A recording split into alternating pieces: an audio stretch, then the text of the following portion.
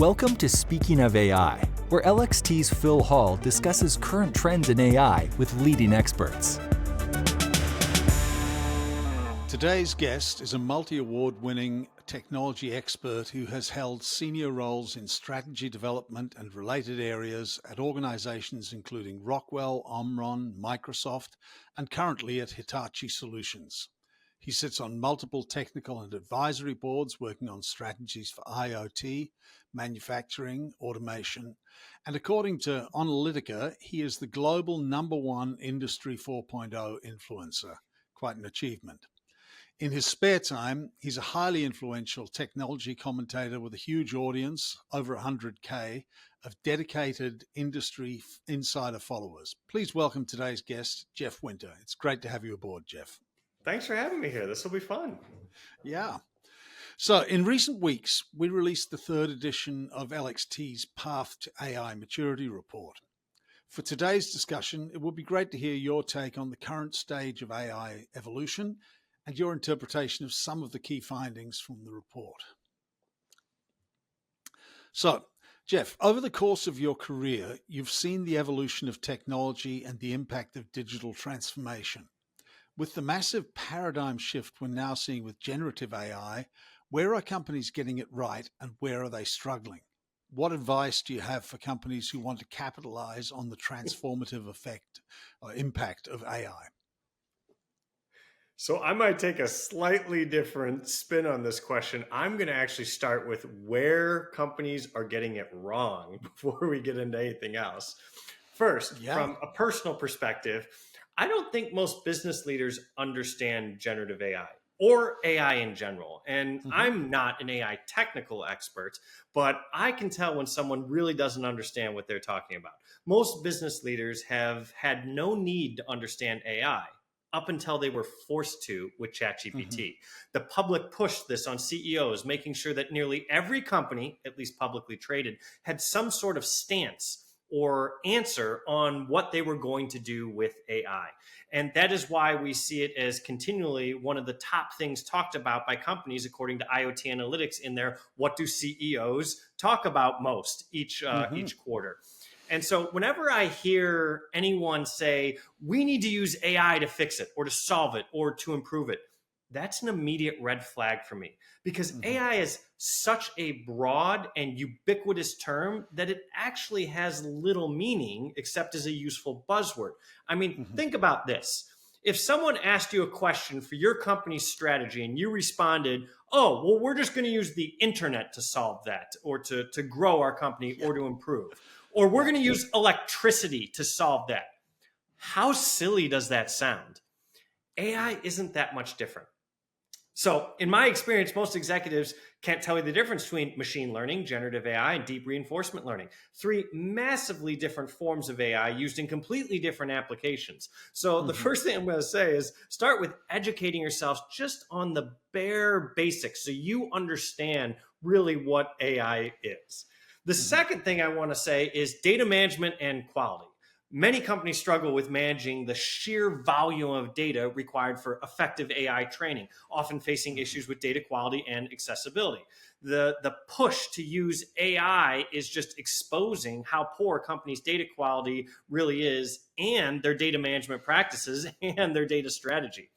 And third, I would say, is underestimating the cultural change required. Adopting AI is not just a technological shift, but a cultural one. Some organizations underestimate the need for change management, leading to kind of resistance and or underutilization of artificial intelligence capabilities. Your teams need to understand what AI is, how it is changing the industry and how it is changing their jobs and how it can make them more effective. So that leads into what advice would I give? Well, first is develop a clear AI strategy. But when I say this, I don't mean a standalone AI strategy. I don't want to see an AI strategy document. I want to see AI incorporated into your company's business strategy. That's where your AI strategy should live, as part of your business strategy, not by itself. You should review and update your company's entire business strategy to consider how AI can impact both positive and negative, all aspects. You don't need separate AI goals. You need business goals and how to evaluate AI to understand how it can help those goals and how it can help achieve the strategy for those goals. Second is embrace a culture of innovation. So encourage a culture that supports experimentation and learning, allowing for failure and continuous improvement in AI initiatives. Because if AI is used correctly, it helps automate some tasks and augment other tasks. So make sure your company encourages experimentation with AI as a tool to help improve both the company and improve each person's individual job. Think of turning Tony Stark into Iron Man. Don't think about having a replacement AI robot. Think about taking a person and making them significantly more powerful. There's a big difference in that mindset. And lastly, I would say is focus on scalability and sustainability. Ensure that AI implementations are scalable and sustainable, considering long-term impacts and how they evolve with the technological landscape. That's great, and I'm sure people will take a lot away from that. I certainly do. Could you dig a little bit into that distinction between AI for automation versus AI for augmentation? Some maybe use case examples. Sure, and this is the biggest way I like to break up how to think about AI, because AI is a tool that helps make decisions. That's what it is. So you can either use it to help you make a decision, that's augmenting. And you can use that, for example, for predictive analytics, where you're analyzing a bunch of data and providing a forecast for you to make a decision based off of the information that the AI provided. The other is automation. This is where you're handing over the wheel to the AI, where it's making the decision for you. This is used, think of it, common terms, as like a self-driving car is an example. But in terms of like the manufacturing industry, which is where I mainly play, this is about having AI do real-time control of production processes where you're not intervening at all. It's figuring out the best way to optimize the line, for example, to produce the highest yield. Right. Very cool. Okay, so you've been a frequent and insightful commentator on LXT's AI maturity reports.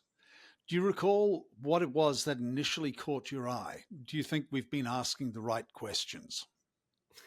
So good question. And simple answer is I was Googling AI maturity statistics and ran across LXT's report. And I instantly liked the way that they organized the report, and especially how they overlaid it to popular models out there that I already knew, like the Gartner model, which helps to kind of anchor your understanding. Now, some of the questions in the report are things that I just haven't seen any other places, especially business drivers by industry, types of AI used by industry, and my personal favorite, types of data used by industry. So do I think that they're asking the right questions? Yes. And I would say the only thing I would ask for more of is ask more questions, expanding your survey pool, because the information is great. Great. And I know you have actually given us some guidance on upgrading the questions, augmenting them in the more recent edition. And Jody has really appreciated that. So Jody Ruby, for anyone that isn't familiar with her, her name's not on the cover of the AI report, but she's the author. She's the driver behind this. So thanks for your help with that. Since we released our initial AI maturity report in 2022, we've seen some massive shifts in AI awareness and maturity. Back in 2022, just 40% of companies said they'd reached the higher levels of AI maturity, and our latest research has 72% of companies claiming, and bear in mind that when I say claiming, this is self-perception, it's not objective reality. They're claiming that they are now at higher levels of AI maturity. Is this consistent with what you see, and what do you think is driving it? So this is an interesting one because, like you said, it's self-reported, which in fairness is the only way to really conduct a survey. But I would be curious to see how this actually compares against companies their actual maturity rather than kind of a self-proclaimed perceived maturity. But doing that would require an expert to go in and assess their company. And that's a massive undertaking. But most reports you see out there in most forms of technology adoption, and even my main field, Industry 4.0, most companies claim that they are higher than their peers. And that's just not possible statistically if most companies are saying they're better than their peers, kind of like the studies you see out there of everyone thinks that they're a better driver than everyone else out there. It's just not possible. Now, the proliferation of ChatGPT has single-handedly increased everyone's interest in the whole field of AI. I can't think of a single company that isn't investing in AI or exploring it across the company. That level of awareness, just focusing on figuring out what to do with AI, has absolutely increased dramatically. So you can't even attend a conference or read an industry or tech related magazine and not have AI be just the key focus, regardless of what industry you attend or what conference you attend. And because of this, almost everyone is out there learning about the technology, learning about the products that are out there, and learning about the applications. And once you know something better, you immediately think your maturity is automatically higher on the subject, regardless if you're actually using it or not. You perceive your maturity is higher. But I would say very few, if any, companies are actually objectively a fully AI mature company, even if some of them think they are. Yeah. Your answer doesn't surprise me, but it's great to have that encapsulated in a summary like that. That's, yeah. Okay, so if these reported maturity levels were indicative of actual maturity in the marketplace, what steps do you think that companies that are still just experimenting with AI need to take in order to ensure that they don't get left behind? So to put it simply, I would say companies that are dabbling in AI, they need to shift from playing with the technology to integrating it into their core operations. AI is one of those technologies that should be the central nervous system of your entire company, because it is one of few technologies out there that really impacts every role in the company, from the frontline worker to the CEO, across every single function. And there aren't that many technologies out there that can claim that. And so the technology is there, and I want people to know that, and it works. But the biggest killer of AI projects isn't the tech itself. It's the resistance from people within the organization, which is a cultural hurdle. Companies they have to nurture a culture that is ready and eager to adopt AI, making it clear that AI is a tool to help everyone work better, not a threat to their jobs. There's several statistics out there that show that the more educated people are on AI, the more open they are to using it in both their personal and professional lives. People that don't understand something naturally fear it. And because of how fast ChatGPT has grown, and therefore everyone's interest in the whole field of AI, you're getting a lot of resistance from a lot of people. So experimentation is great, but it has to evolve into practical applications. And for that, the whole team's mindset has to be in sync with the AI-driven direction that the company is heading. Yeah, and I like what you said earlier as well about when you're in this experimental phase, don't be afraid of failing. You'll be more powerful with your experimentation if you take a few risks with the knowledge that failure is one of the possibilities. Okay, so 70% of companies state that generative AI is more important than other branches of AI, and 11% say it's much more important. Is this consistent with what you see in the real world, or is this just a huge drink the Kool-Aid moment? So from my perspective, no, generative AI isn't more important than other branches of AI. Rather, it's one piece of a much larger puzzle. If we consider machine learning as the foundation of AI, it's like the engine in a car. It's been powering the AI vehicle for years, mostly out of sight and silently working under the hood. Most companies are already riding in this car without realizing the engine's complexity because it's so well integrated into their systems. In fact, I wish I had the stat right now, but I just saw a statistic today by Statista that shows that machine learning is like a whopping 65% or something like that of all AI use. Most people don't realize how that is still the majority use of AI is machine learning. Now, generative AI, on the other hand, is kind of like the car's flashy dashboard and infotainment system. It's what people see and interact with. It's fun and it's engaging, allowing the average person to play with features, enjoy the ride, and even customize their experience. But without that engine, the underlying machine learning algorithms crunching the numbers, making predictions, and analyzing data, the dashboard just wouldn't have much to display. So in business operations, even the most impressive generative AI applications are typically powered by the heavy lifting done by machine learning algorithms behind the scenes. So as a good example, if you create a ChatGPT-like interface and you ask a question like, what's the demand forecasting prediction for supply chain? All the generative AI is doing is pulling that information and typing it out in layman's terms for you to read. The actual prediction is done by machine learning. Yeah. We actually saw something quite analogous to this with the evolution of speech technologies, where really speech technologies, there's typically three major components. So there's the recognition piece, the acoustic piece. There's the language modeling, where it's doing the language understanding piece. And then there's the text to speech, which is the generation of actual responses. And again, that's the piece that people saw, and that was the piece that people judged the entire technology by, whereas the recognition and the understanding piece was where the real heavy lifting was being done. And but people's reaction was to the interface that they could see, or in this case, hear. So it's not exactly without parallels. Okay, respondents to the report indicated that the three top uses of generative AI are creating documentation, 38%, improving decision-making, 36%, and marketing, 35%. How does this align with your view, and what do you think is missing from this short list?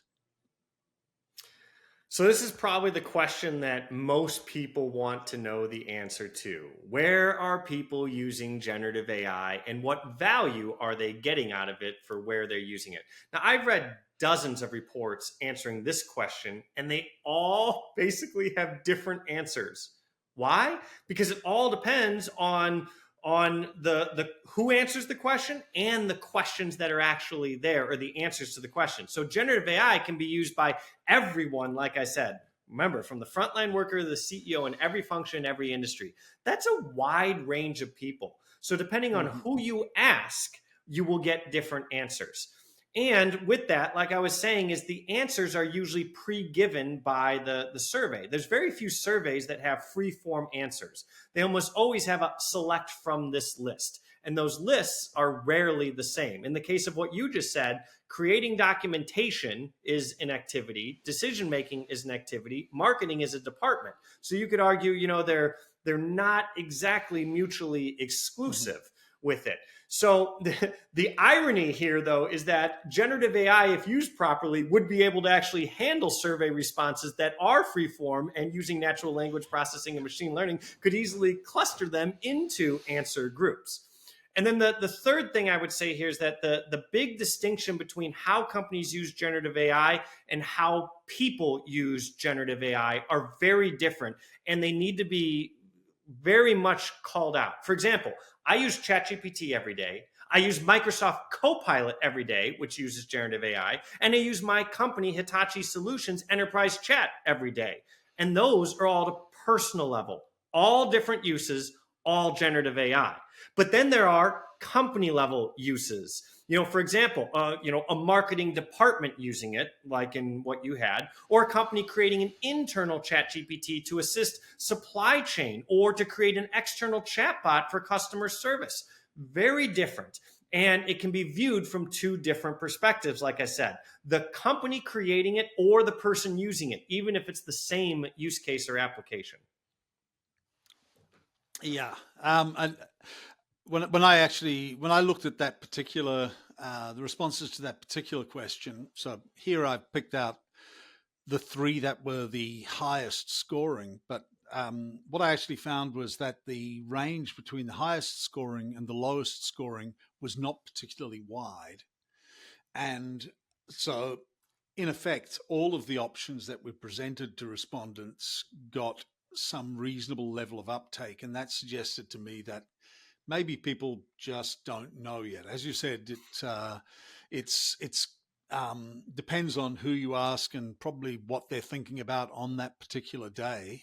So very context driven. But yeah, I did get an impression that that it suggested A, that people aren't sure, and B, that that it could be applied to everything. So could be being the operative part of that. Okay, and the last question on the report here. Our data shows that when it comes to budgets for AI, companies are investing most in strategy development and training data, followed by controls, compliance, hardware.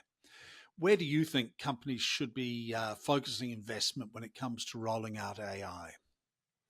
So I would say companies should definitely have a clear data strategy before diving into AI. And that kind of partially relates to some of the things you talked about in there. This means investing in the process of cleaning and organizing their data, because no matter how advanced the AI is, it can't work its magic with messy data. So before dreaming of an AI-driven successful application or use case, it's critical to roll up your sleeves and scrub the data until it sparkles. Ensure that data is complete, accurate, normalized, contextualized, and it's the real deal. It's clean data. Clean and prepared is the best thing for AI. And so it's one of the few jokes I kind of give in the industry for AI. But the moment someone says that they have an AI strategy and I go, great, can I see your data strategy? And they don't have one.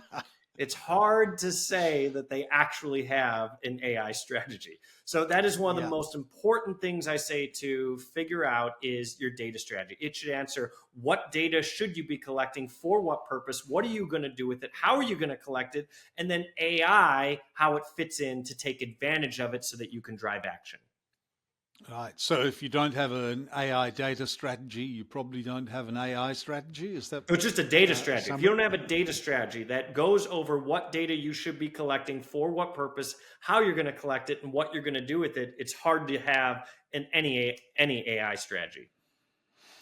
Great. My closing question. If you were running this interview, what's the big question that I should have asked you but maybe didn't? Oh, I'd have to think about that one. I might actually have to pause and think about that one. I don't know if I didn't have that one planned. It's a good question. How about this? Where could companies use AI easily without even knowing anything about their company, their size, their industry, their maturity, that has a fairly high success rate? That's probably a question that I think should be asked more by companies, not just which type of AI use case has the highest ROI, because some of those have the highest ROI, but are also the most expensive to implement. And it depends on your company's data strategy. So a good example of one that I think is pretty useful for a lot of different industries, not all of them, is taking advantage of your documents.